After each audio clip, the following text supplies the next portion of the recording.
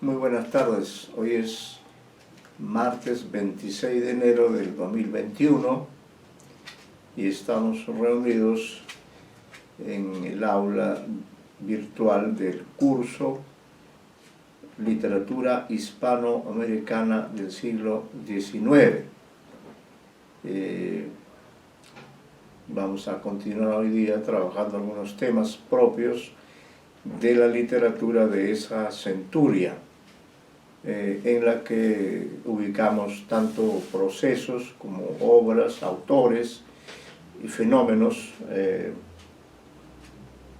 característicos de ese siglo XIX, con el añadido de ser el primer siglo en que nuestros países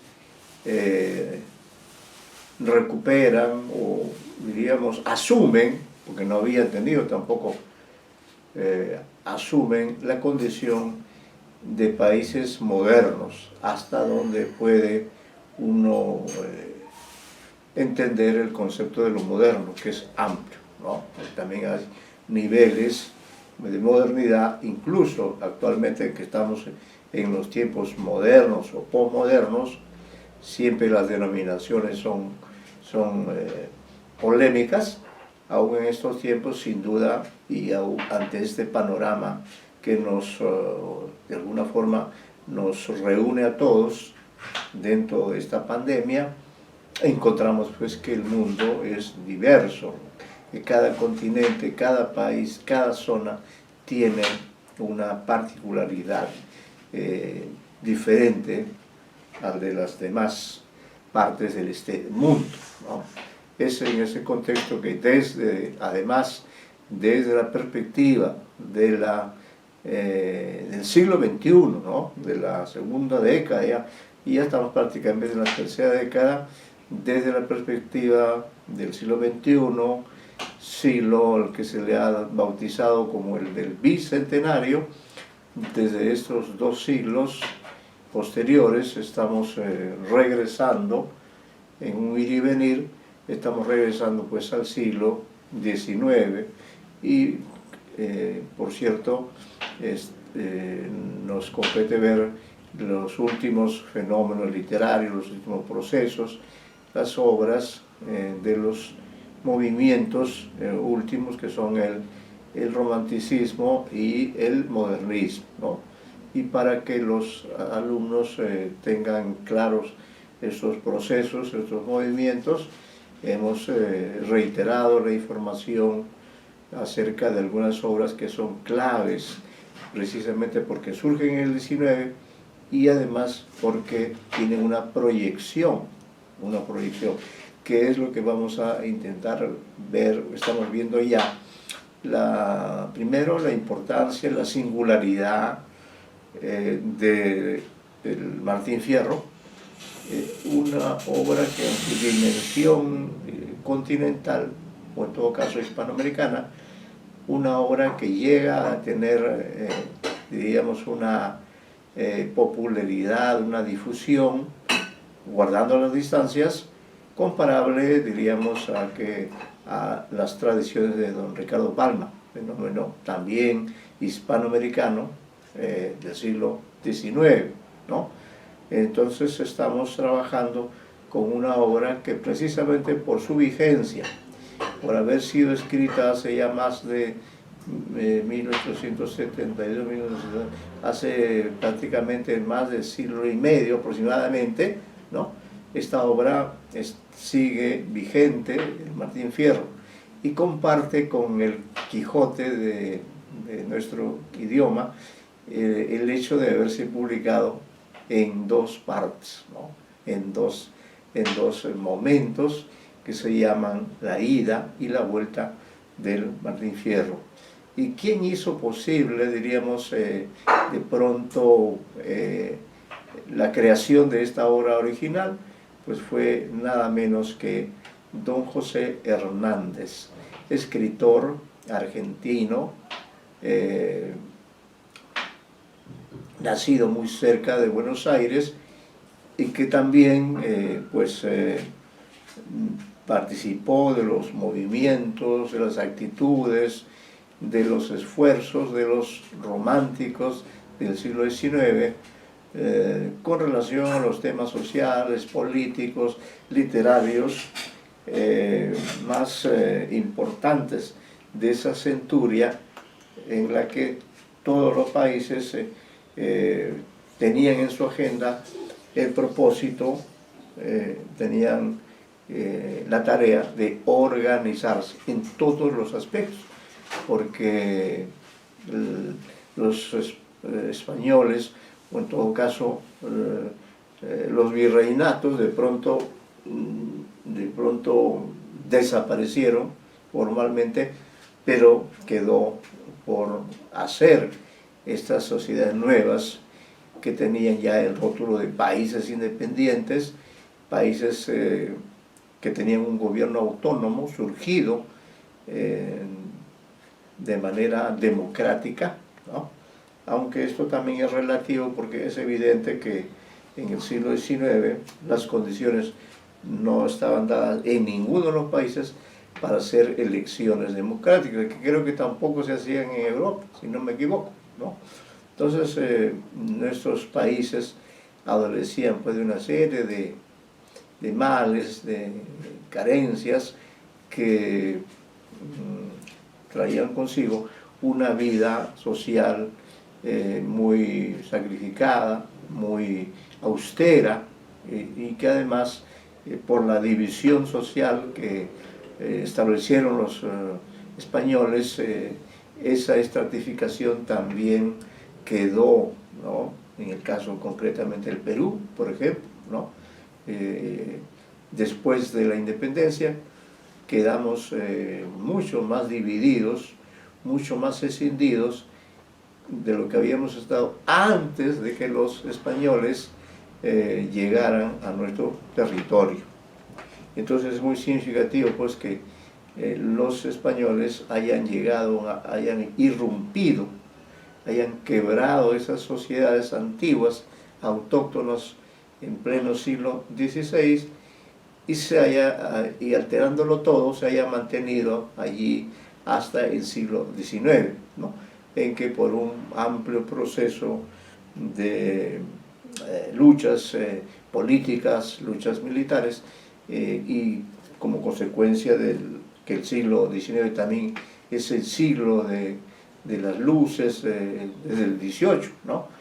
Como consecuencia de los deseos de libertad de los seres humanos, ¿no?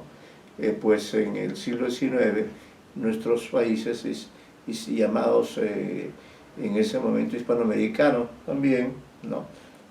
Cada uno de ellos siguió un camino.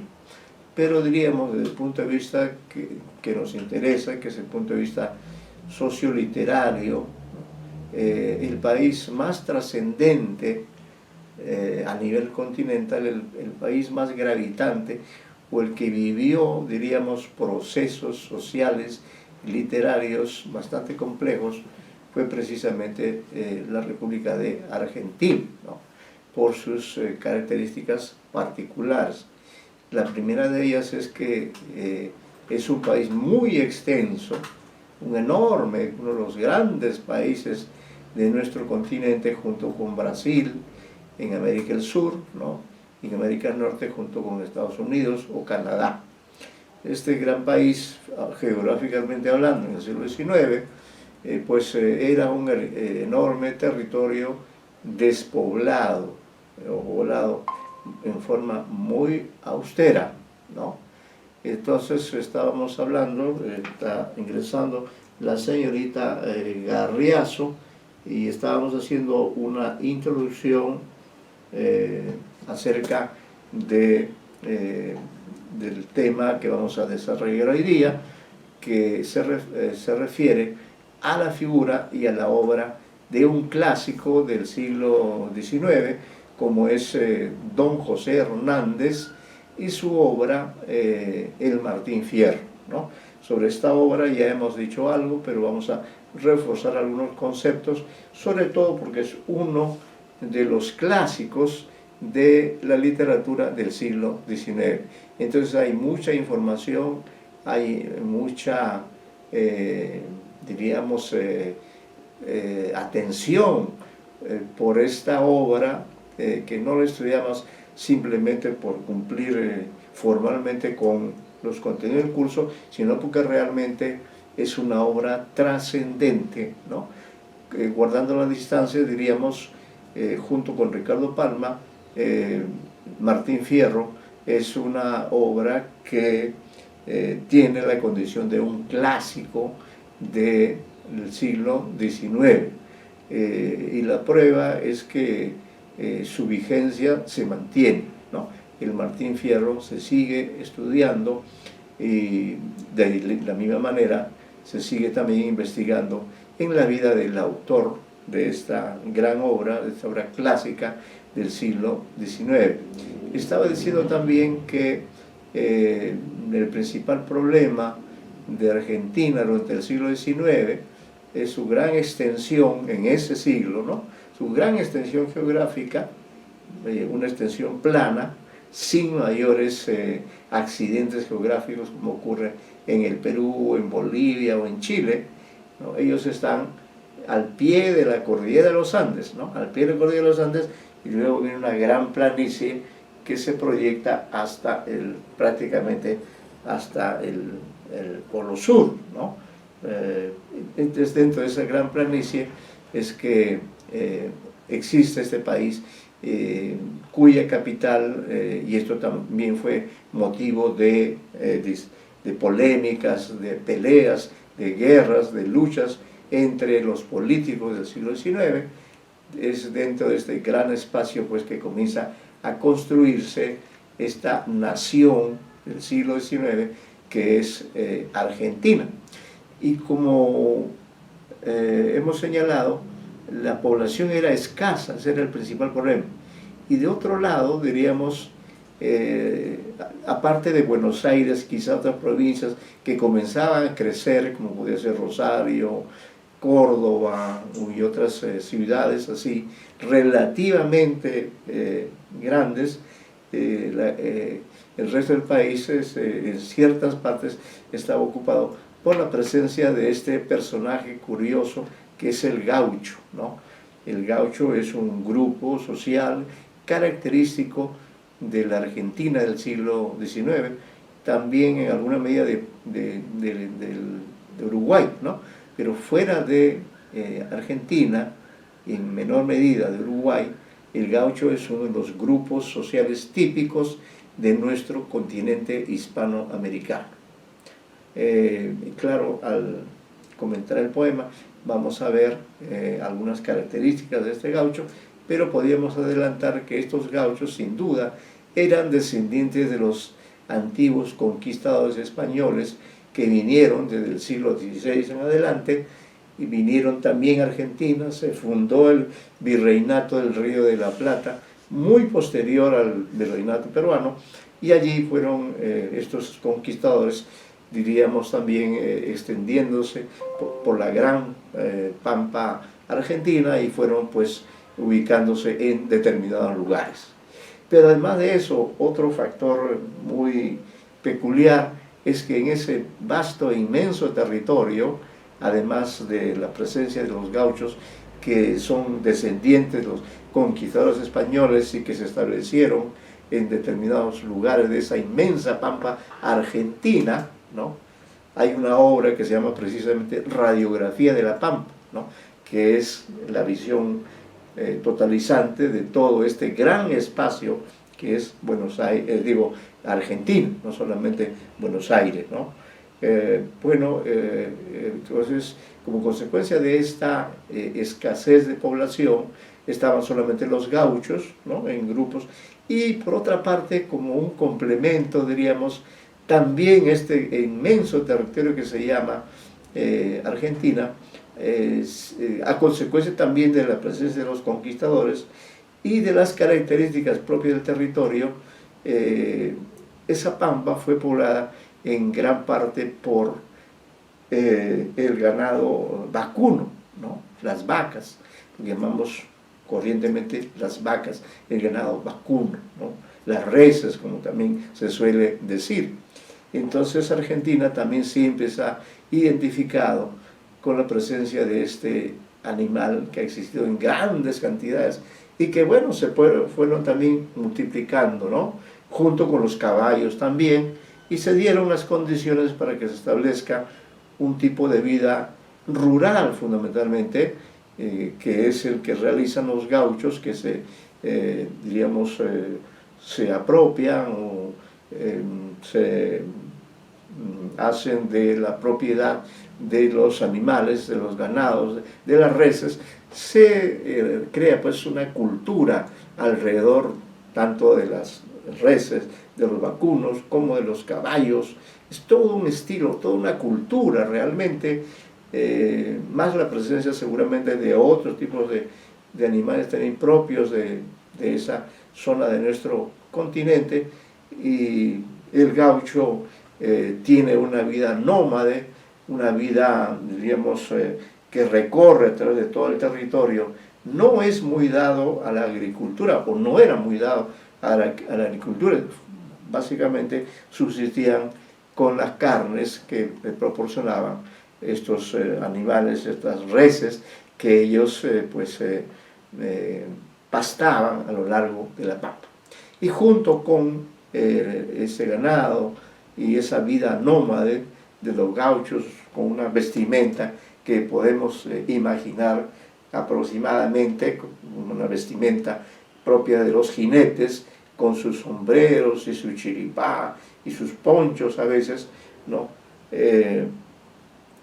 Junto con eso, o al lado de ellos, o en todo caso en contraposición con ellos, también existió en ese territorio la presencia de los indios, ¿no? De los indios autóctonos, que eran pues miembros de las tribus de esos lugares, pero que no habían tenido un desarrollo, se habían quedado francamente en un estado de barbarie, y los menciono porque en el Martín Fierro también se hace referencia a la presencia, al sitial que también tuvieron los indios, que eran propios de ese lugar, pero desarrollaron un tipo de vida un tanto agresivo, puesto que como vivían únicamente de los caballos, que también se apropiaban de los caballos, entonces se dedicaban a organizar esto que se llama los malones, ¿no? Los malones, que están muy representados desde la cautiva de Echeverría, estas incursiones hacia los pequeños pueblos, y luego los robos, el secuestrar a mujeres o a hombres, como ocurre también desde la cautiva, y llevárselos al campo y someterlos ahí a una suerte de esclavitud o de servilismo. Todos estos elementos están representados de una u otra forma en Martín Fierro.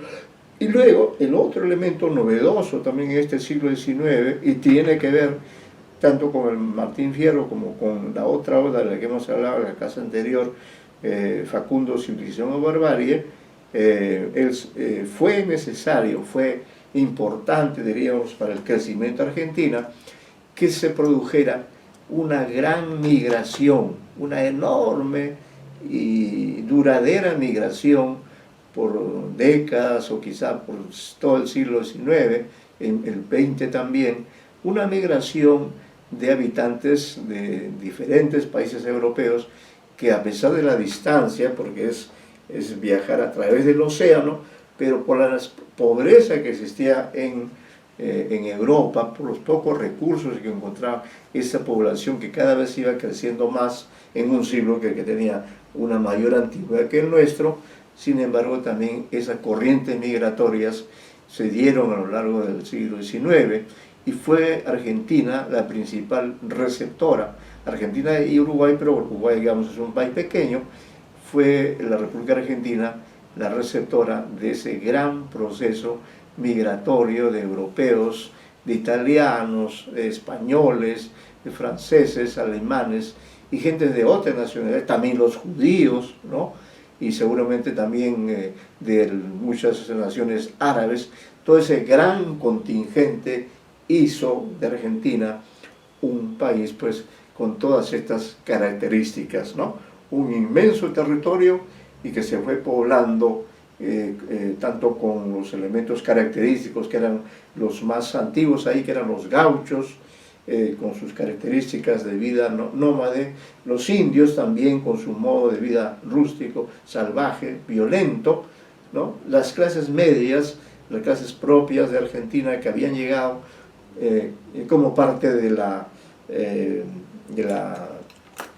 duración del virreinato del Río de la Plata, pero en el siglo XIX, producida la independencia, las situaciones, diríamos, fueron mucho más favorables para esta gran migración, para este gran contingente de europeos que le dieron a Argentina el carácter del país más europeizado, el país que tiene una mayor cantidad, una procedencia de seres humanos de origen europeo principalmente. Todos estos elementos, como diría Borges, fueron necesarios para que surja pues esta literatura de la que ya hemos hablado, y dentro de este proceso que ya estamos dentro del romanticismo, allí surgió la figura, dentro de un proceso que ya hemos explicado en clases anteriores, pero en un momento importante de esta literatura surgió la figura de este personaje que es José Hernández, ¿no? Un hombre del pleno siglo XIX, que vivió entre 1834 y 1886. Un hombre que no vivió más allá de 50 y tantos años, ¿no? Pero que en ese lapso de vida relativamente breve, y además como parte de su proyecto de vida, porque todos los seres humanos o las sociedades tenemos ciertos proyectos de vida, entonces adelantamos que el gran proyecto de vida de José Hernández fue luchar, dentro de este contexto que hemos descrito, fue el de luchar por, diríamos, los derechos de los gauchos, ¿no? por los derechos que había que reconocer a estos gauchos, que si bien eran minorías, sin embargo, estaban allí en ese territorio desde hace décadas o quizás siglos, habían impuesto un modo de vida característico, del cual además destacaba la presencia curiosa de una forma literaria, que es la que estamos estudiando, que es la llamada literatura gauchesca, ¿no? Entonces esa literatura gauchesca también surge principalmente en el siglo XIX, y es todo un proceso que cubre gran parte del siglo XIX y tendrá una proyección en el siglo XX a través de la figura de Jorge Luis Borges, algunos de cuyos textos vamos a enumerar ahora, y vamos a ver que ustedes para la siguiente clase lean con precisión ciertos textos que demuestran cómo Martín Fierro, la obra cumbre de José Hernández, influyó en, aun cuando ya el gaucho había desaparecido prácticamente, sin embargo Jorge Luis Borges se vinculó con esa tradición del siglo anterior, porque Jorge Luis Borges ya es un autor del siglo XX, ¿no? Pero conocedor de toda esta característica histórica, cambiante, de esta presencia de los gauchos como los antiguos habitantes de este territorio pampeano, de este territorio inmenso de Argentina. Él también, como parte de su labor literaria, diríamos, incorporó en algunos de sus textos, literariamente hablando, dialogó con el Martín Fierro. Por eso podríamos decir que una de las características sobresalientes es que esta obra, diríamos, era inspiración de autores anteriores, tomó elementos de la tradición preexistente, de toda la literatura gauchesca, ¿no? También estamos preparando un material sobre eso, pero además influyó, ¿no?, en sus contemporáneos, e influyó ya en un autor del siglo XX como es Jorge Luis Borges. Por eso también es una obra polémica, porque aparecida en 1872, el proceso para llegar a ser reconocida como una obra valiosa no fue tan rápido, ¿no? Hubo discusiones, hubo polémicas principalmente porque el Martín Fierro, entre otros aspectos originales, ¿no?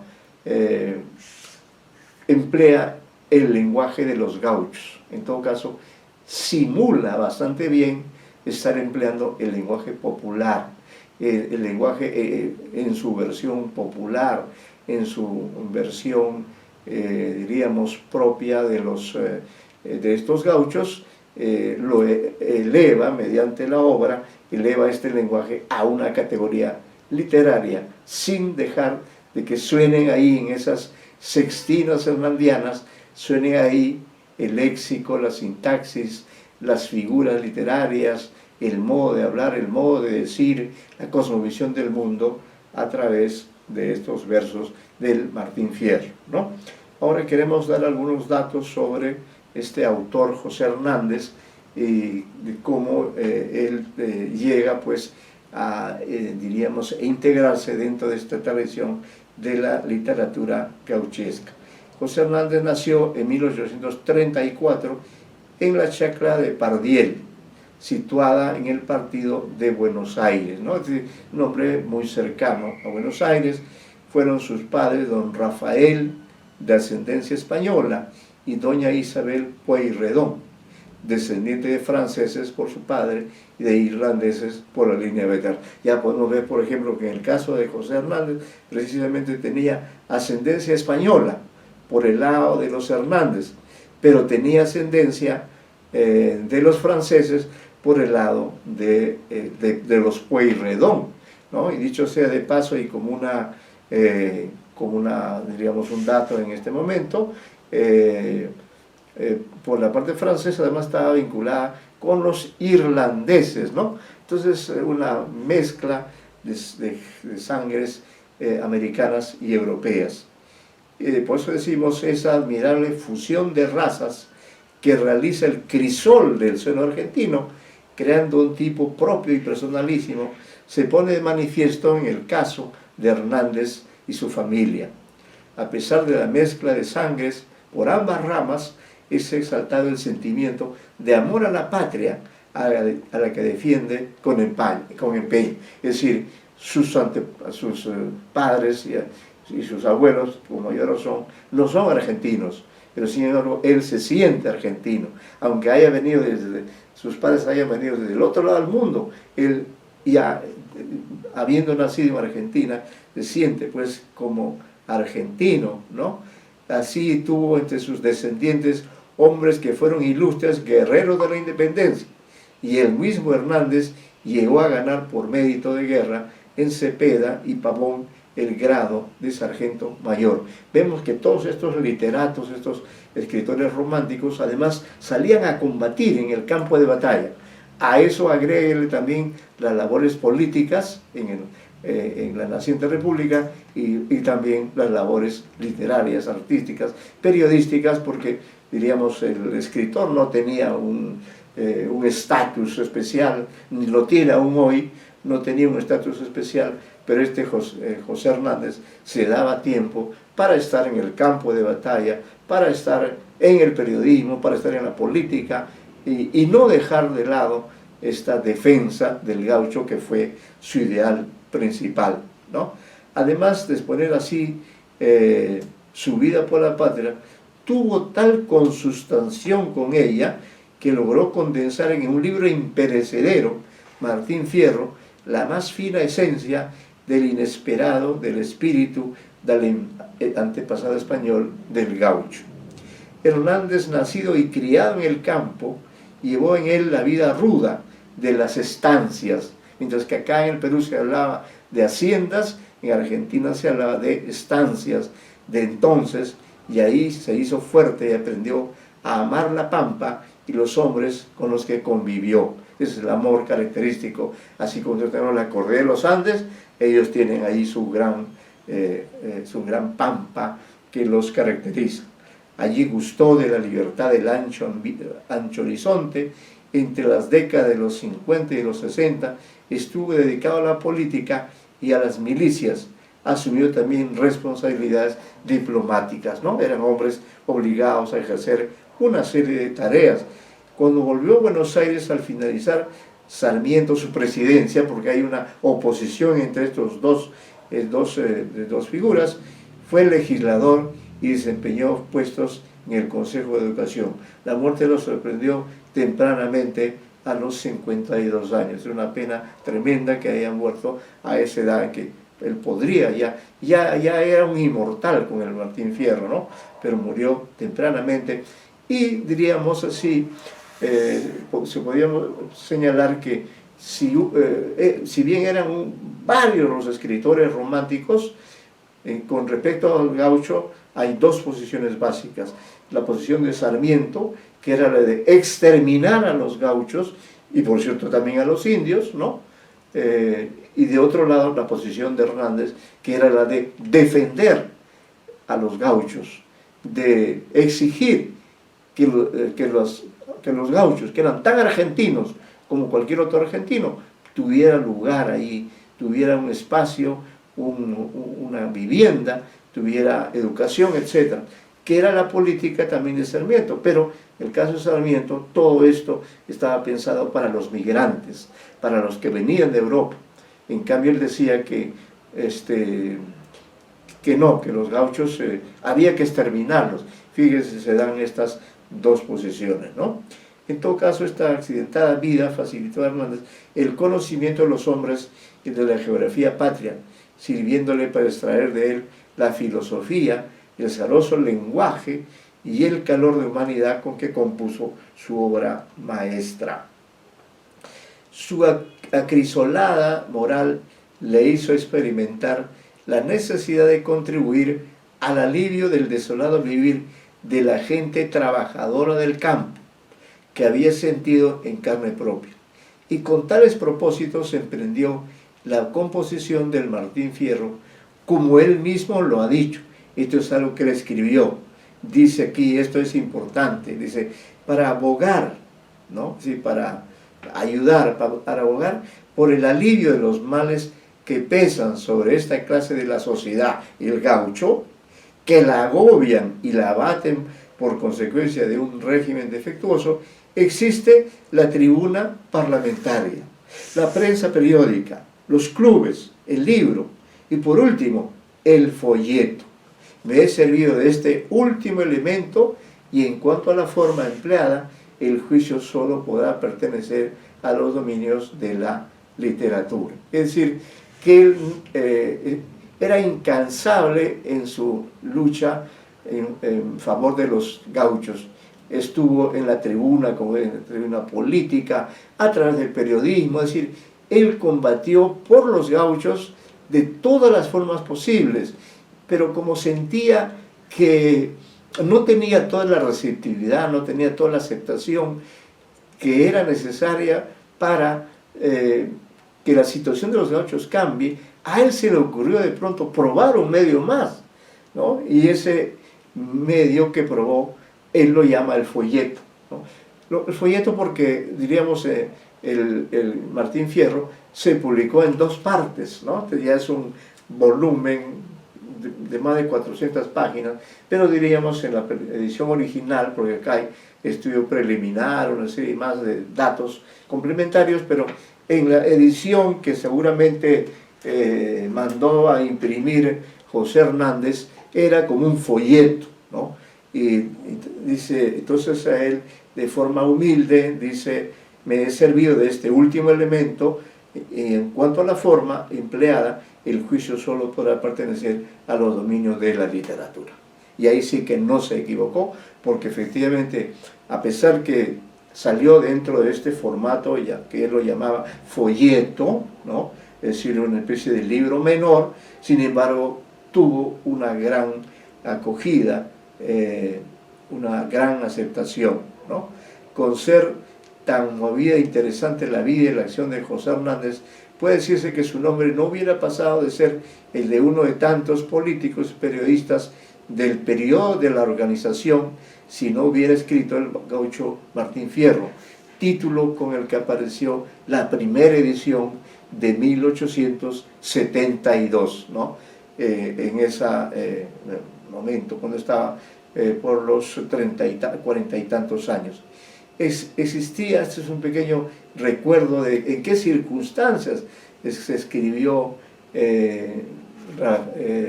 José Hernández. Se dice, existía en esa época en la esquina de las calles 25 de Mayo y Rivadavia, en el centro de Buenos Aires, el Hotel Internacional. En una de esas habitaciones fue escrita la primera parte de esta obra cumbre de José Hernández, el que acaba de fundar el Río de la Plata. El Río de la Plata es un periódico que él fundó. La ciudad era diezmada por la fiebre amarilla. Fíjense ustedes, también en ese siglo XIX también existían pandemias como la que hay ahora. José Hernández trabajaba hasta muy tarde y para no perder tiempo, en vez de encaminarse hacia su quinta de Belgrano, iba hasta el hotel donde llenaba los paréntesis de su labor de periodista componiendo los versos del Martín Fierro. El argumento de este libro es muy sencillo pero muy rico, ¿no? Que se resume de qué trata el Martín Fierro. Dice, un hombre de bien, es decir, un gaucho muy corriente, se ve obligado por las circunstancias adversas que le creaban los mandones de su pago quiere decir del lugar, del pueblo en el que vivía, a convertirse en matrero, ¿no? Matrero ya es un hombre experimentado, un hombre avesado, con costumbres incluso puede ser de asaltar o de herir, etc., ¿no? Convertirse en matrero, a ser soldado de frontera, a la fuerza en los fortines, a escapar, matar y luchar contra quienes irresponsablemente representaban la justicia y por fin refugiarse entre los indios en busca de tranquila libertad. Es decir, aquí está la crítica esencial que hace José Hernández, ¿no? Que el gaucho vivía, como lo dice al comenzar la obra, ¿no? Podemos aquí leer algunos versos para ver cómo vivía el gaucho, cuál era ese tipo de vida austera. Sin duda no era una vida de lujos, no era una vida diríamos, de bonanzas, pero era la vida de un hombre austero, dedicado al trabajo, dedicado al ganado, dedicado a las reses, a montar el caballo, ir por la pampa cuidando los animales, quizá matando algún ave, ¿no? Quizás sembrando algún producto, que no eran muy dados a la agricultura, sino a la ganadería, ¿no?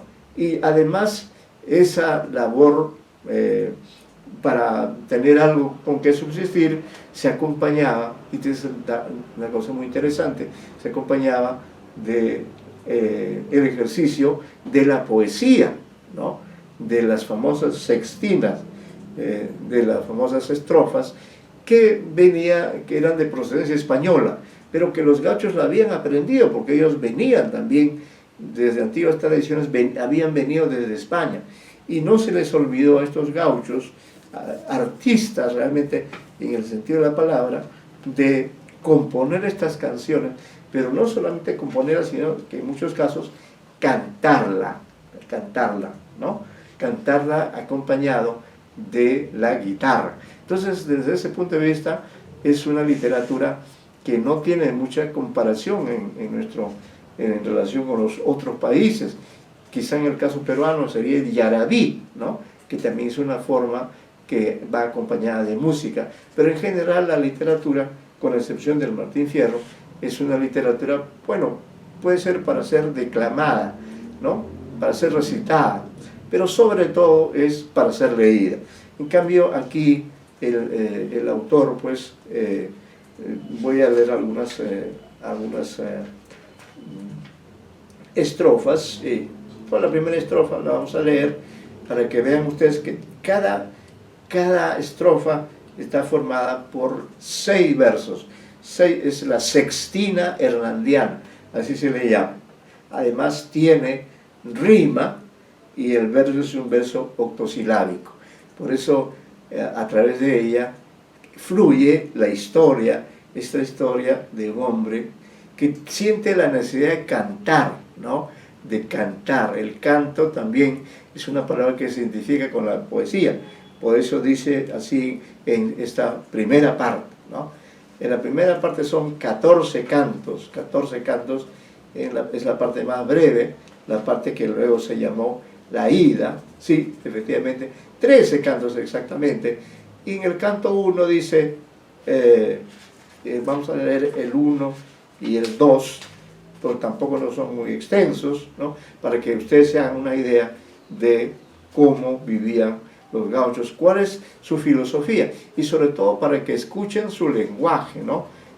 Claro, sin duda, mi voz le da otra entonación, pero en lo posible trataré de recrear el modo de cantar, el modo de declamar que tenían los gauchos. Dice entonces, diríamos el emisor o el enunciador, o en este caso el payador, ¿no? Dice, aquí me pongo a cantar al compás de la vihuela, que el hombre que lo desvela, una pena extraordinaria, como la ave solitaria, con el cantar se consuela. Pido a los santos del cielo que ayuden mi pensamiento. Les pido en este momento que voy a cantar mi historia, me refresque la memoria y aclare mi entendimiento, ¿no? Esta fórmula romántica de dirigirse a las musas. Vengan santos milagrosos, vengan todos en mi ayuda, que la lengua se me añuda, ¿no? Que la lengua se me añuda y se me turba la vista. Pido a mi Dios que me asista en una ocasión tan ruda.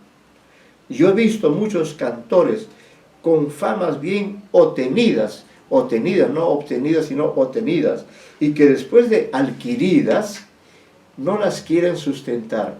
Parece que sin largar se cansaron en partidas.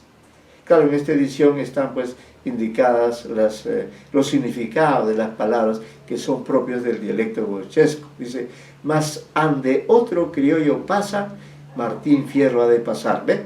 Como la imagen que él tiene de sí mismo es la de un criollo. Nada lo hace recular, ni las fantasmas lo espantan, y desde que todos cantan, yo también quiero cantar. Cantando me he de morir, cantando me han de enterrar, y cantando he de llegar al pie del eterno Padre. Desde el vientre de mi madre vine a este mundo a cantar, ¿no? La vida como canto, como también, recuerden ustedes en una clase anterior, leímos unos versos de José Martí, que también tenía esa concepción de cómo el cantor debe decir de dónde es, de dónde viene, y debe, diríamos, reiterar su vocación por el canto, como dice José Martí, yo soy un hombre sincero, de donde crece la palma, y antes de morirme quiero echar mi verso del alma.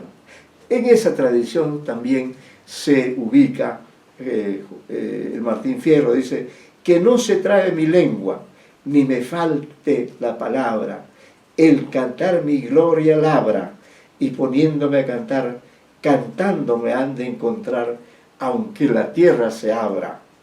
Me siento en el plan de un bajo, ¿no?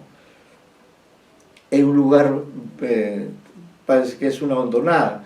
Me siento en el plan de un bajo a cantar un argumento, como si soplara el viento hago tiritar los pastos, con oro, copas y bastos, juega ahí mi pensamiento.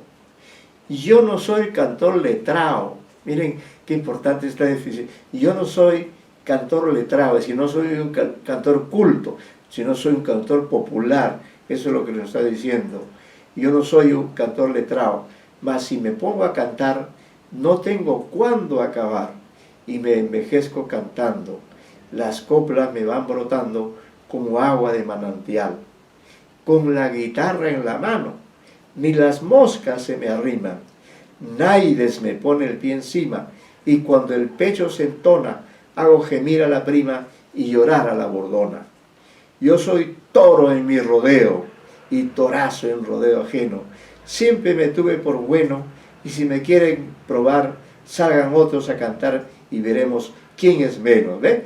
Cómo tiene muy cerca la referencia al ganado vacuno, tanto que se compara con él y dice, yo soy toro en mi rodeo y torazo en rodeo ajeno, ¿no? Es decir, el orgullo del gaucho de su valentía, de su fuerza, no solamente donde él vive, sino también en aquel otro lugar donde se ha desplazado, por diversas razones, ¿no? Por razones de trabajo o de otra naturaleza, siempre hace respetar su condición de gaucho.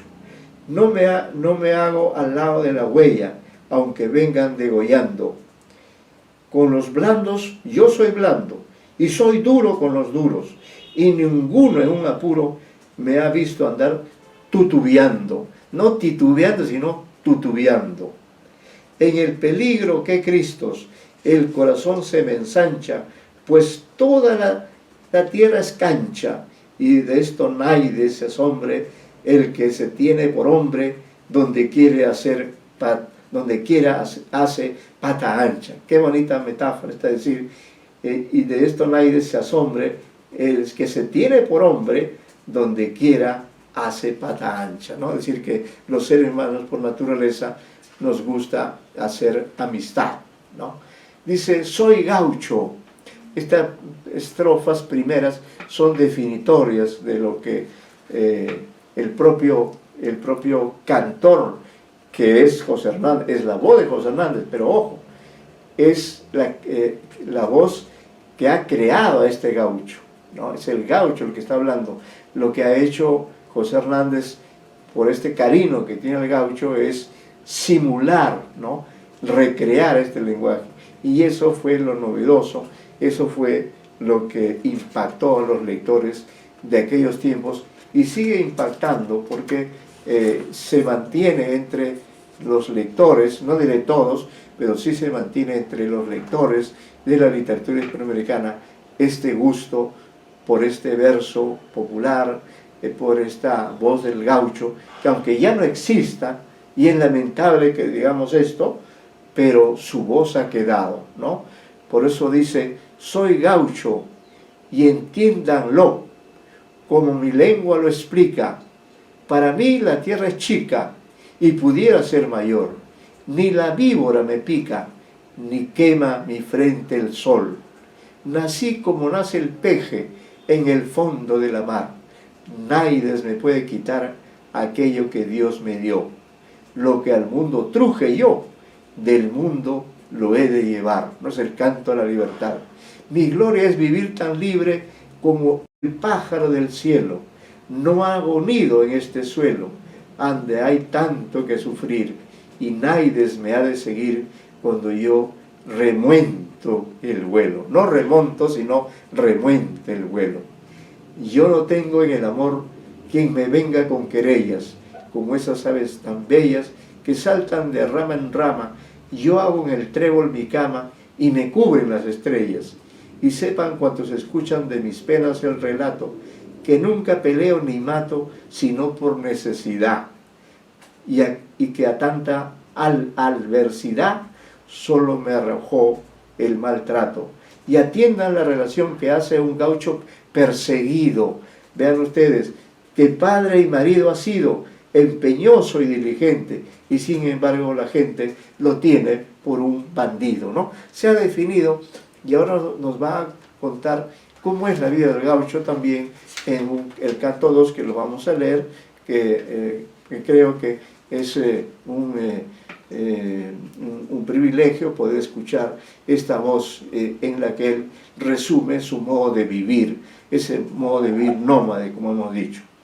Ninguno me hable de penas, porque yo penando vivo, y nadie se muestre altivo, aunque en el estribo esté, que suele quedarse a pie el gaucho más advertido.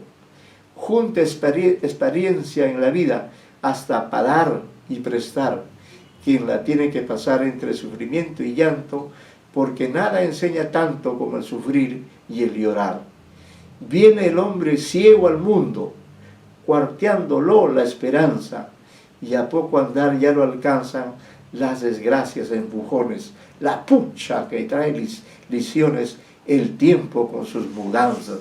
Miren si no podemos decir eso, ¿no? La pucha que trae lisiones el tiempo con sus mudanzas. Como ahora que nosotros podemos decir, la pucha, caray, ¿quién iba a pensar que nos iba a atacar esta pandemia, ¿no? Que no nos deja en paz?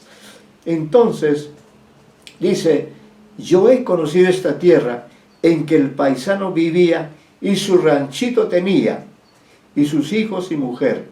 Era una delicia el ver cómo pasaba sus días. Está haciendo un elogio de la vida tranquila, de la vida antes de que estos políticos porteños decidieran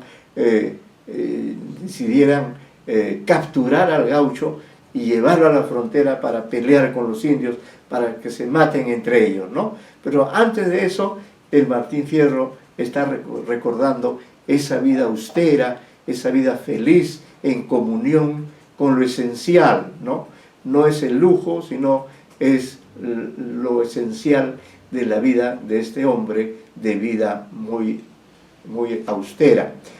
Dice, entonces cuando el lucero brillaba en el cielo santo y los gallos con su canto nos decían que el día llegaba, a la cocina rumbeaba el gaucho, que era un encanto. Está describiendo la vida campesina, la vida en que el hombre del campo se despierta muy temprano, a la cocina rumbeaba, y ahí está el fogón, ¿no? Y dice, y sentado junto al fogón a esperar que venga el día, al cimarrón le prendía. Cimarrón es el mate sin azúcar, ¿no? Lo que toman los argentinos, amargo, forma en que normalmente prefiere tomar esta infusión el hombre del campo en el Río de la Plata. Como se verá, cimarrón puede aludir también a un caballo en estado salvaje y a un hombre fugitivo, ¿no? Entonces, cimarrón, ese es un término que también se usa en el contexto peruano para referirse a los negros o a los llamados afrodescendientes, estos cimarrones que se escapaban de las haciendas, huían de esclavitud y formaban pues ahí estos lugares, ¿no? O sea, a esos negros se llamaba los cimarrones. Entonces el gaucho también, ¿no? Y sentado junto al fogón a esperar que venga el día, al cimarrón le prendía hasta ponerse rechoncho mientras su china dormía tapadita con su poncho. Su china es su compañera, su mujer. Y apenas la madrugada empezaba a colorear, los pájaros a cantar y las gallinas a apiarse, era cosa de largarse cada cual a trabajar. Este se ata a las espuelas, se sale el otro cantando, uno busca un pellón blando, este un lazo, otro un rebenque, y los pingos relinchando. Los pingos son los caballos, caballos ágiles, ligeros, los llaman desde el palenque. Palenque es la estacada donde se atan los animales, donde se ataban, ¿no? Esto también se ve en las películas, donde en estas historias ambientadas en siglos pasados, la persona que tenía un caballo lo ataba en el momento en que se bajaba de él, para que el caballo no se vaya o que quede ahí tranquilo. El que era peón domador enderezaba el corral donde estaba el animal. Estos son los oficios que tiene el gaucho. Bufidos que se las pela, y más malo que su abuela se hace astillas, el bagual. Y ahí el gaucho inteligente, en cuanto el potro, ese es el domador de los potros, ¿no?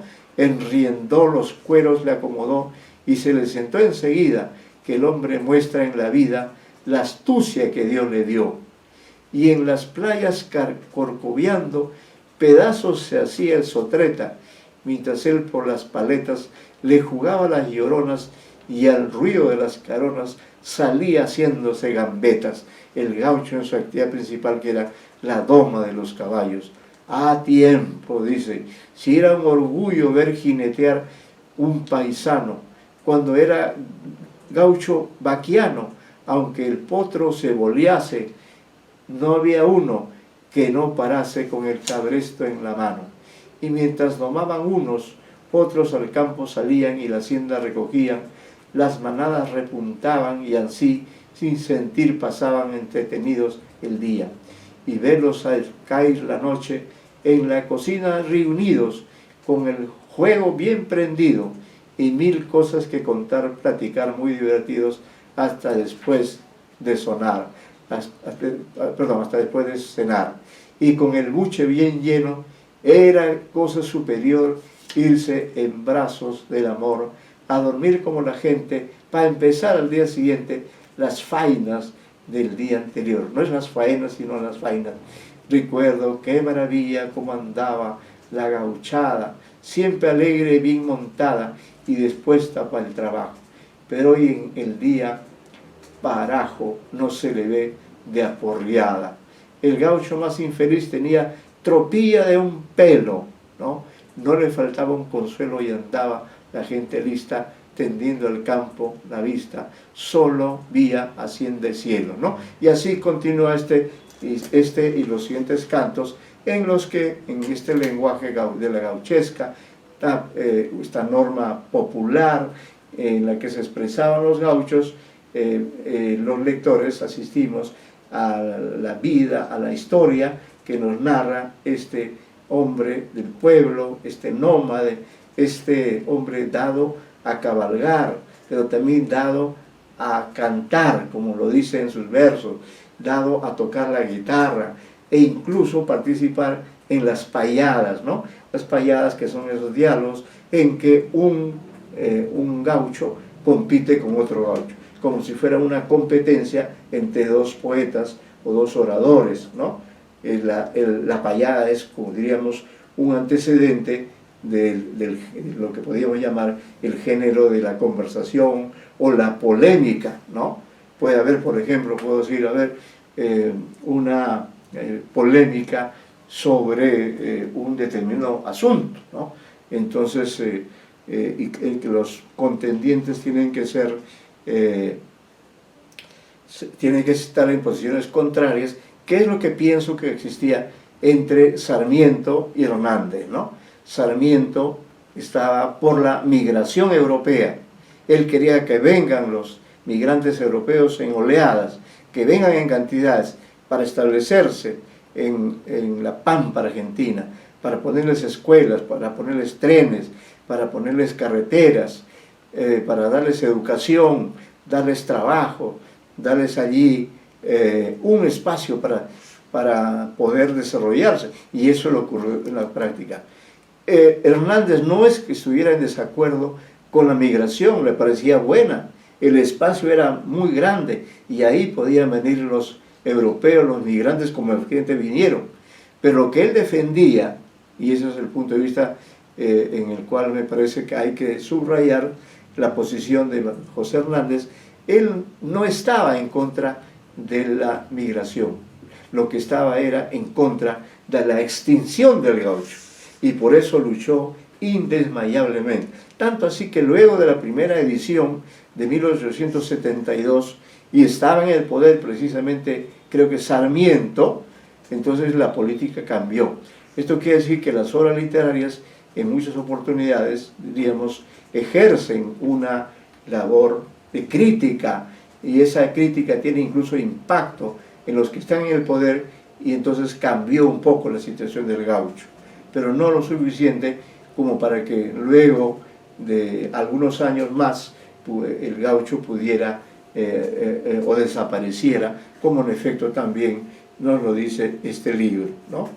Sobre esta sencilla trama, es decir, de contar la vida del gaucho, el genio de Hernández levanta el monumento literario de más alta belleza y sólidos cimientos con que cuentan nuestras letras.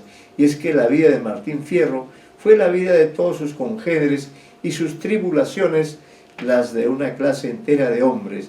Así se explica la venta inusitada que tuvo el libro, de 100.000 ejemplares. Vean la cantidad, miren la expectativa que había por conocer, ¿no? Apenas aparecido, contra la opinión de muchos letrados que reprocharon al autor el uso del dialecto de la gauchesca, privó el gusto del público y el de muchos críticos americanos y europeos. José Hernández extrajo de las observaciones que pudo obtener durante su vida de campo el contenido social y psicológico existente en Martín Fierro, así como su memoria reprodujo también fielmente el cuadro en que aparecían los personajes del poema. Los seres y el paisaje están evocados con precisión y galanura, en verso fácil, espontáneo, cargado de expresiones rigurosamente auténticas. Urgido por el éxito de la primera parte, ¿no? Esto es lo que ocurrió pues también, en la primera parte tuvo un gran éxito. Hernández compone en su quinta de Belgrano la segunda parte, ¿no? Como se dice, no hay primera sin segunda, bautizada ya por el público antes de que el autor le diera nombre, con el nombre de La Vuelta de Martín Fierro, cuya primera edición aparece en 1879. El protagonista cuenta su vida con los indios, su ida de entre estos y la vuelta al pago, a su casa, donde, dice el Martín Fierro, tan solo hallé la tapera. Es decir, cuando volvió a su casa, después de haberse escapado de los indios y volvió a su casa para buscar a su mujer, a sus hijos, no encontró nada, ¿no? Lo cuenta también, por cierto, en el poema. No encontró nada, su mujer se había ido, sus hijos, cada uno de ellos siguió un rumbo que él no conoce, lo conoce después, y entonces él dice eso, tan solo hallé la tapera, como dice, desconsolado. En esta segunda parte, la línea sencilla, ya estamos en la segunda parte, el gaucho Martín Fierro se vuelve complicada. Nuevos personajes aparecen en escena, como el viejo Vizcacha. El viejo Vizcacha, sin duda, el más importante. Se afina más el canto espontáneo de la primera y se ahonda al mismo tiempo la penetración psicológica de Hernández, que adquirió conciencia del valor de su obra y de cuanto en ella ha querido decir. El Martín Fierro, al recoger en sus páginas una buena parte de la sabiduría popular, ha puesto en evidencia la fuente imperecedera de toda obra de belleza.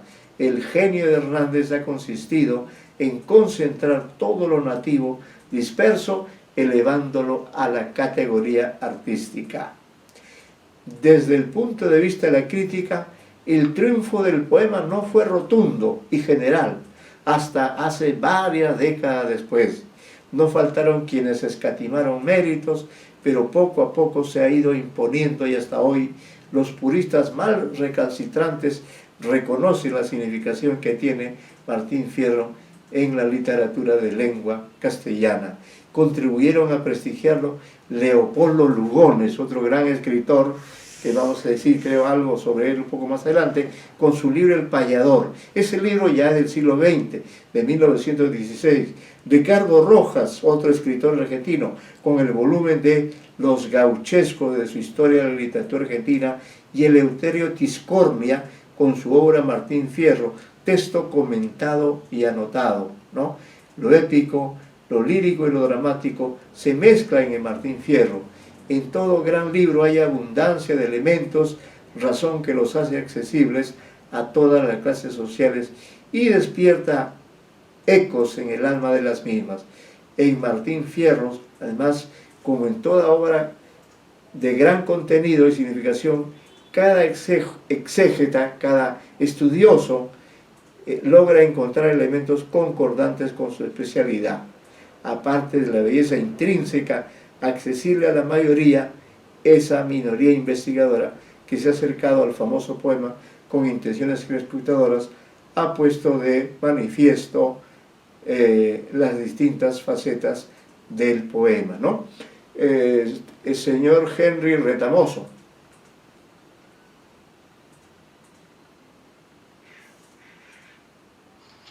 Buenas tardes, doctor. Buenas tardes. ¿Cómo estás? ¿Cómo está, señor? Está el señor Retamoso y la señorita Garriaso. Garriaso, ¿no? Retamoso y la señorita Garriaso. Estoy seguro, señor Retamoso, que usted ha tenido oportunidad de leer el Martín Fierro o de leer alguna crítica acerca del Martín Fierro, o conoce algo acerca de algunos aspectos polémicos de esta obra. ¿Podría darnos alguna de sus ideas? Porque usted es una persona muy ilustrada, muy conocedora de su literatura, entonces nos gustaría escuchar algunas ideas, o quizá tenga algunas preguntas también. Igual, con el mismo sentido, también vamos a pedir la intervención de la señorita Garriaso, ya que estamos exponiendo ciertas ideas acerca de esta obra, que es una obra clásica de la literatura hispanoamericana. ¿Qué nos podría señalar respecto de esta obra el señor Retamoso? Recuerden que uno de los temas fundamentales del examen va a ser el de la literatura gauchesca, por eso me estoy deteniendo también en esta obra a fin de que ustedes tengan un panorama completo de estas expresiones literarias de hace 2 siglos, ¿no? Pero que nos hacen evocar cómo era la vida de estos hispanoamericanos de otro lugar de América. No es el nuestro, sin duda, ¿no? Pero la diferencia también creo que es importante. ¿Algún comentario, señor Henry Retamoso? Ya, buenas tardes, profesor. Sí, buenas tardes. La verdad, mi encuentro con la obra de Martín Fierro fue en forma casual, pero muy, digamos, muy reveladora, muy placentera, diría yo. Ajá. Porque en mi juventud, sí. yo tuve, sí, aló, en mi juventud, sí, le escucho bien. Sí, yo tuve la oportunidad de comprar libros, comprar y vender libros, que era una actividad que yo hacía desde muy adolescente. Entonces, también tenía un gusto por el dibujo. Ajá. Entonces pues, encontré una obrita argentina, me acuerdo bien, ahora me acuerdo los dibujos y la obra, y más que nada el lenguaje me sorprendió bastante, el lenguaje. Entonces miré el autor, y ahora me acuerdo el autor, el dibujante era Hugo Pratt. Hugo Pratt era el dibujante argentino. Caray, qué bien. Y Hugo Pratt había recreado los textos, la adaptación, no me acuerdo quién hizo la adaptación de Martín Fierro, pero qué hermosos dibujos de blanco y negro, donde se ve un caballo saltando, corriendo por las partes, claro. Y las famosas palabras nadies, y así bastantes elementos del castellano, digamos arcaico, ¿no? Claro, sí, un castellano muy sorpresivo, en vez de yo de sentir una, digamos, se puede decir la palabra, una mala interpretación, me sentí muy bien con ese castellano, me hizo acordar ciertas frases de los, digamos, de los pobladores de la sierra, del Perú, de Cajamarca, de algunos lugares del Perú. Entonces me di cuenta rápidamente que estaban recreando la vida de los campesinos de allá, de los gauchos. Claro. ¿Ya? Pero yo no conocía a los gauchos, no conocía mucho de la historia argentina, no conocía, pero me cayó muy bien el libro. Sí. Era prácticamente una obra que yo llamaría una historieta argentina. Claro. Me gustó, lo leí con delectación y vi que él siempre terminaba en la frontera, escapando de la, digamos, de los gendarmes o de la policía. Y siempre lamentándose de esta injusticia. Claro. ¿Por qué me votan? ¿Por qué tengo que ser un fugitivo, ¿no? ¿Por qué tengo que ser un fugitivo yo teniendo tanto terreno, teniendo tantas cosas para vivir acá? ¿Por qué me hacen esto? Y se lamentaba, y yo lo leía y me gustaba, ¿no? Sí, ese lamento del Martín Fierro me gustaba. Yo no sabía de quién era Martín Fierro, ni no sabía ni digamos, ni la obra, no sabía nada, simplemente lo tomé como una obra literaria. Claro. Que me gustó bastante, lo tomé bastante, y más adelante, cuando ya entré a San Marcos, ahí ya prácticamente me di cuenta que Martín Fierro es una obra, para mí hasta ahorita, una obra representativa del hombre latinoamericano. Eso claro. Yo diría con bastante orgullo, ¿no? Que es el primer escritor que trata de representar al parte del pueblo argentino. Y ahora, como lo que usted ha mencionado, gracias a su gran explicación y digamos, de Martín del Sarmiento, que yo le tenía también un cierto respeto como educador, como en el aspecto, digamos, pero la extinción de los gauchos me cayó muy mal, esa política no me cayó muy bien. Me hace recordar a la política también norteamericana. Sí, se parece mucho. Claro, se parece mucho. Claro, la política de encerrar a los indios, allá los indios americanos, también. Los famosos reservas, le dicen más claro, reservas. Sí. Y entonces no me gustó. En cambio, aquí en el Perú ya sabemos que también ha habido marginación, claro, pero no se ha podido juntar tantos nativos en un solo lugar, no se ha podido, gracias a que a dos factores, me parece, el religioso y el factor de la educación. Se dieron cuenta que no podían, digamos, exterminar a los peruanos porque eran su mano de obra. Prácticamente los indígenas peruanos eran la mano de obra del español. Claro. Si lo eliminaban, ¿con qué iban a trabajar ellos? Eran ociosos, prácticamente habían venido solamente a robar el oro peruano. Sí, felizmente pues, ya con la llegada de los mestizos, ya las tribulaciones del peruano cambiaron bastante. Bueno, ese fue su experiencia.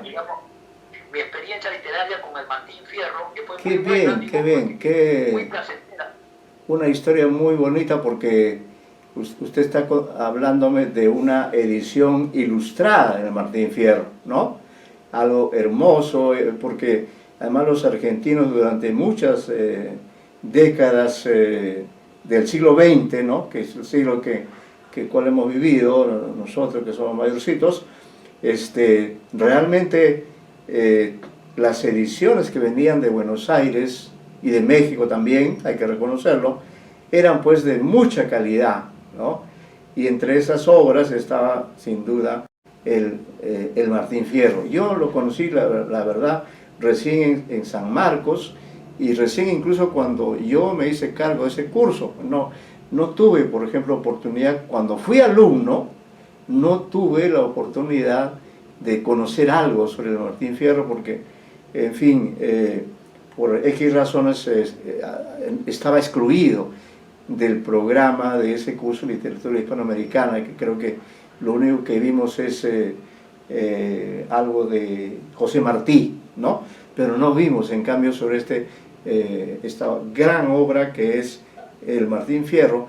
Y no sé si usted tuvo, así como tú tuvo la suerte de conseguir esa edición del Martín Fierro, no sé, quizá también haya tenido oportunidad de ver, hay una película sobre el Martín Fierro, no sé si usted vio la película, tuvo oportunidad de encontrarse también con ella. Profesor, creo que yo me acuerdo que por el 80, que yo empecé el 80 de San Marcos, del 83 me acuerdo, estaban exponiendo literatura argentina, y creo que sí, yo pasé por la sala y vi que estaban viendo algo de Martín Fierro. Yo no entré, la verdad, pero yo vi lo que habían puesto, el aviso habían puesto afuera, que sí, estaban diciendo cine argentino y literatura, ese era el título de la literatura y cine argentino, y ahí estaba el Martín Fierro, sí. Lo estaban exponiendo. Hay una película que yo también la vi en esa década, en los 80s, ya yo había salido de la universidad, y entonces en una oportunidad vi, porque la historia es muy hermosa, como usted lo ha señalado, y se había representado pues muy bien en el papel principal, en el papel de Martín Fierro, habían ubicado a este famoso cantante que usted debe recordarlo también, Leonardo Fabio, cantante argentino que tiene muy buena voz. Él era el que encarnaba a Martín Fierro y claro, todos los otros personajes también, ¿no? Muy bien, pero me parece una buena experiencia, ¿no? De cómo usted pudo conocer y bueno, ahora que estamos trabajando en algunos aspectos, pues es la oportunidad de, sobre todo, destacar, digamos, aspectos que quizás no se sabían, de cómo don José Hernández tenía tal cariño por los gauchos que gran parte de su vida se la pasó defendiéndolos, ¿no? Como político, como periodista, y como él lo revela, de pronto se le ocurrió, así como usted me dice, de pronto se le ocurrió hacer un folleto, y él lo llama así, ¿no? Entonces he elegido, dice el folleto, esta forma de expresar también mi defensa de los gauchos, buscado esta forma de comunicarme con los lectores, y si tiene algo de literario, ojalá, enhorabuena, Él, fíjese, no tenía tanta confianza, no creyó tanto, o en todo caso sí creía, pero era un hombre modesto, ¿no? A pesar de sus orígenes también europeos, pero era un hombre con una visión muy humana, y eso se nota, el cariño. Y también escuché un diálogo que tienen en un libro que tengo por ahí, un diálogo que hace Ernesto Sábato con Jorge Luis Borges, y ambos conversan sobre José Hernández, porque los dos son argentinos, claro, del siglo XX, ¿no? Y entonces los dos coinciden en que en realidad José Hernández era un hombre de una buena posición económica, es decir, él no era un gaucho, definitivamente, no. Él era un hombre de la ciudad, un porteño, pero sí tenía propiedades, tierras, espacios en el campo, y seguramente él iba hasta allí y tuvo oportunidad ahí de ver, de conversar, de visitar quizá a muchos de los gauchos que vivían por allí, los escuchó hablar, tenía muy buen oído, porque es otro detalle también, y con todos esos elementos, más la visión que tenía, más ese ideal que él tenía, ese ideal patriótico, porque efectivamente los gauchos tenían tanto derecho, como usted ha recordado, el mismo proceso pasó en Estados Unidos, en la misma época, en el mismo siglo XIX, tanto en el sur, en Argentina, como en el norte, en Estados Unidos. En ambos casos fueron los europeos los que se vinieron así en oleadas, barcos tras barcos, es decir, como una suerte de nueva colonización, ¿no? Claro, ya no era la invasión española, pero de todas maneras, ¿no? Era la presencia de miles y quizás de millones de europeos que han hecho pues que, por un lado, Estados Unidos está en nuestro continente, pero tiene todas las características de un país europeo, ¿no? Desde el idioma, bueno, hasta todo aquello que forma parte de la cultura de este país y que hoy es pues la potencia más importante, ¿no? Pero sus orígenes están en esa apropiación que ellos hicieron en forma violenta, que iba la llamada conquista del oeste, ¿no? Y ese fenómeno que allí fue con esas características de violencia, que surgió el western, el vaquero, que era siempre un gringo, frente a los, que se acordará usted de series famosas como por ejemplo este señor, el enmascarado de plata, una de las series, y así, había muchos personajes, todos ellos eran los buenos, ¿no? Los gringos, los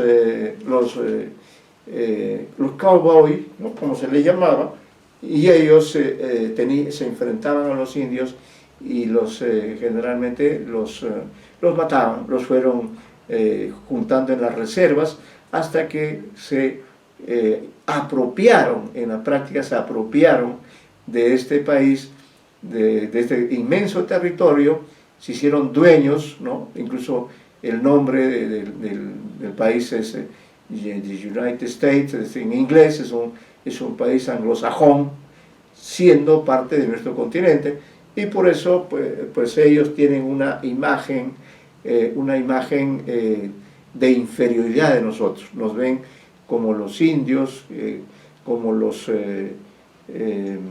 marginales, incluso por eso la política migratoria de ellos con respecto a los hispanoamericanos es una política de no dejar entrar, ¿no? Pero no dicen ellos que todos los que fundaron ese país se apropiaron de ese país, ¿no? Ese es un aspecto que la historia lamentablemente no ha dicho con mayores cosas, pero algo parecido también ocurrió en Argentina, y el Martín Fierro es el testimonio de toda esta realidad que la cuenta pues en primera persona y en dos partes. Esta obra, fíjese usted que durante toda esta década causó una gran conmoción, ¿no? Quizá que significó una toma de conciencia entre los propios habitantes de Argentina, pero lamentablemente, como hemos señalado, el gaucho sí desapareció, No existen gauchos en Argentina.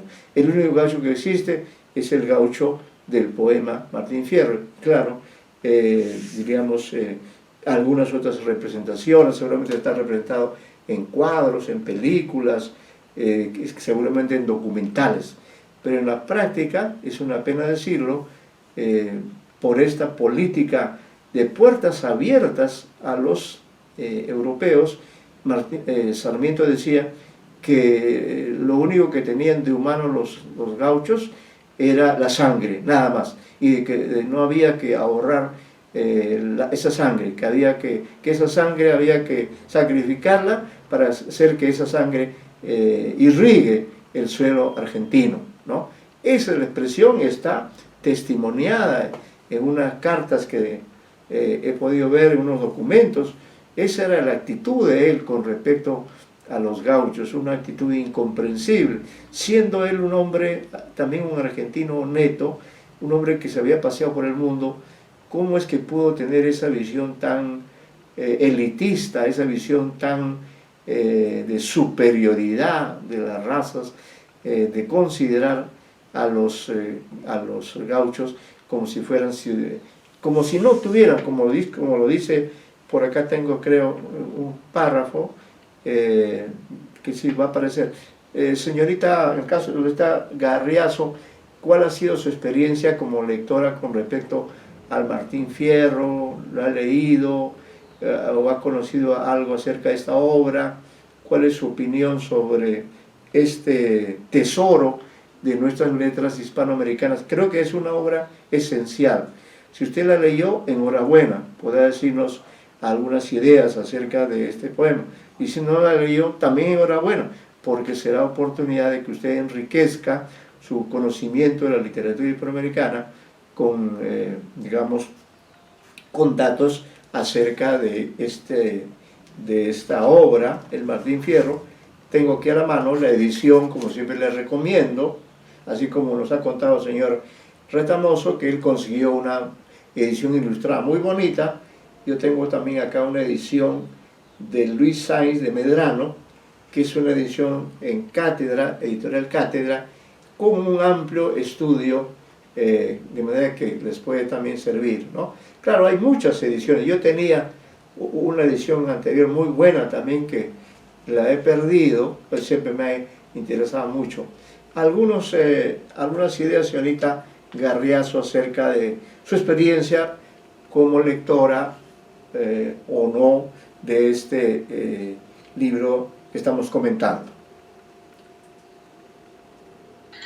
Profesor, bueno, hasta el momento no he tenido la oportunidad de leer la obra, pero sí recuerdo que otro profesor había hecho un comentario sobre el Martín Fierro y nos mencionó un texto, un artículo que escribió Unamuno sobre el Martín Fierro, Claro. El gaucho Martín Fierro, donde sí. hacía, bueno, aparte de exaltar el trabajo, la obra, hacía una comparación hasta con el poema del Mío Cid, bueno, con el cantar del Mío Cid. Sí. Que esta persecución a los indios la comparaba con la Reconquista. Entonces, y que Unamuno encontraba o se conectaba desde la propuesta de identidad del Martín Fierro con también su mirada hacia su identidad española. Recuerdo vagamente eso, ¿no? Entonces, claro, sí tiene usted información interesante sobre, efectivamente, Unamuno, porque ya cuando la obra se volvió mucho más popular, entonces ya comenzaron a estudiarla especialistas, no solo argentinos, sino entre ellos Unamuno, ¿no? Y Unamuno admiraba tanto al Martín Fierro, incluso estaba leyendo eso ahora, y llega a decir que nota incluso una influencia del Quijote, ¿no? Por el lado también de que el Quijote también es un personaje marginal, ¿no? Un personaje que también la historia la realiza en su condición de caballero, es decir, de hombre que monta el caballo acompañado de Sancho con su burro, ¿no? Entonces hasta en eso hay semejanza, ¿no? Pero claro, quizá Unamuno exageró un poco ese entusiasmo, pero sí es cierto, hay una serie de coincidencias, también con la picaresca, por ejemplo con el Lazarillo de Tormes, también por la pobreza en que viven los personajes, por el lenguaje que emplean, ¿no? Y además por la presencia, por ejemplo, también, y esto hay que subrayar, en el Martín Fierro, la presencia de los negros, que también están representados. Y a propósito de ello, quiero decirles que justamente, acá tengo los datos, no me acuerdo mal, sí, acá están, sí. Les voy a pedir por favor que para porque vamos a hacer una parte en que vamos a ver de qué manera el gaucho Martín Fierro, la vigencia del Martín Fierro se proyecta hasta el siglo XX. Entonces, por favor, aunque se lo podemos mandar por correo, pero les ruego que tomen nota de los siguientes cuentos, porque sobre eso vamos a leer un material, es decir, vamos a practicar la intertextualidad que hay entre ciertos textos, ¿no? Vamos a mandarles un correo, pero de todas maneras, para que ustedes en sus libros de Borges revisen algunos cuentos en los que se ve cómo Borges ha sido influido por el Martín Fierro, o en todo caso Borges ha tomado un elemento de manera a veces muy sesgada, de manera muy propia de él, ¿no? Se ha valido de ese elemento y de ahí ha tomado pie para crear un cuento. Voy a leer cuáles son estos relatos, sobre ello vamos a trabajar en el jueves. Por ejemplo, en su libro El Alep, ¿no? Hay un cuento que se llama Biografía de Tadeo Isidoro Cruz. Biografía de Tadeo Isidoro Cruz. No, ¿quién es este Isidoro Cruz? Es un personaje del Martín Fierro, un gran amigo del Martín Fierro. Y claro, si uno no ha leído el Martín Fierro, no lo recuerda bien, ¿quién es este? ¿Quién será este? No, es un compañero, un amigo con el cual Martín Fierro estuvo allí, incluso estuvo un tiempo con los indios. Entonces, ¿qué es lo que hace Borges? Toma ese personaje, aparentemente va a ser una biografía, pero en realidad no es una biografía, es un texto brevísimo, y Borges, con la libertad de usar los términos, dice biografía, y no es una biografía, pero sí es en todo caso es un homenaje al Martín Fierro. Luego, en ese mismo libro llamado El Alep, tiene otro cuento, también así, muy propio de él, ¿no? Por eso también les doy el título, para que ustedes puedan buscarlo, pues también tiene su complejidad, ¿no? Dice, este libro que también está en el Alep se llama Historia del guerrero y de la cautiva. Historia del guerrero y de la cautiva. Es otra historia, en realidad donde hay dos historias, y las dos historias incluso están separadas en el tiempo por un prolongado tiempo, es decir, son más de 1000 años en que las dos historias las relaciona Borges en este libro que se llama Historia del guerrero y de la cautiva, ¿no? Esa también, luego, el cuento, por ejemplo, el cuento El Fin. El cuento El Fin está en el libro Artificios de 1944, en el volumen de ficciones, ahí también aparece, y ahí es otro cuento en el que aparece, por ejemplo, el Moreno, ¿no?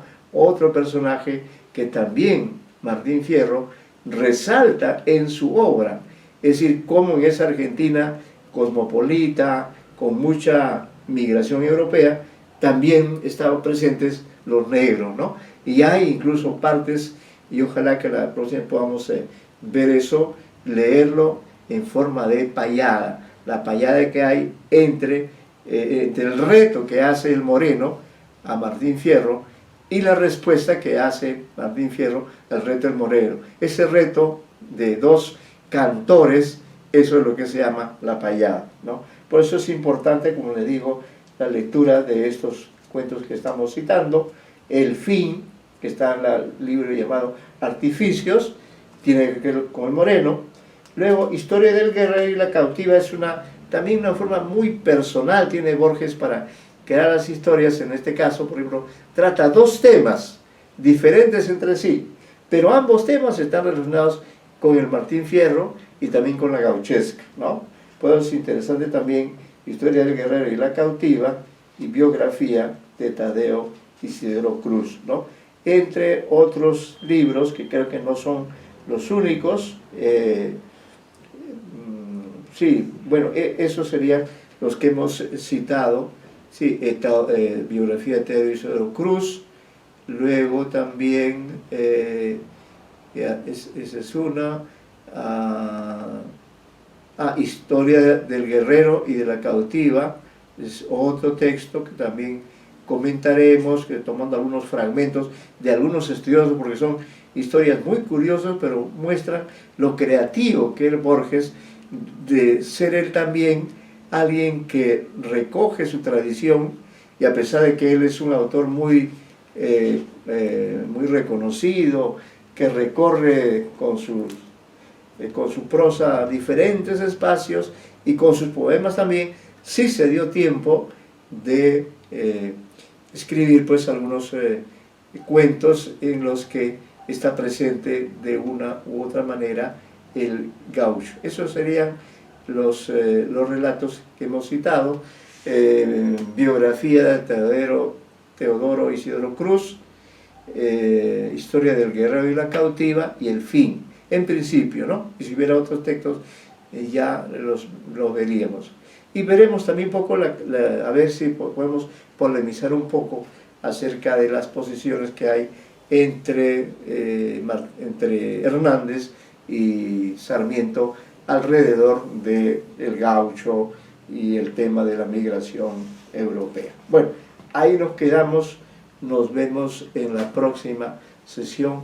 Muy buenas tardes, gracias por su asistencia y también por su participación, de las que hemos tomado nota en ambos casos, la señorita Garriazo y el señor Retamoso. Muchas gracias por su participación y nos vemos el jueves. Hasta luego, profesor. Hasta luego, señorita. Hasta luego, profesor. Hasta luego, señor Retamoso. Muchas gracias.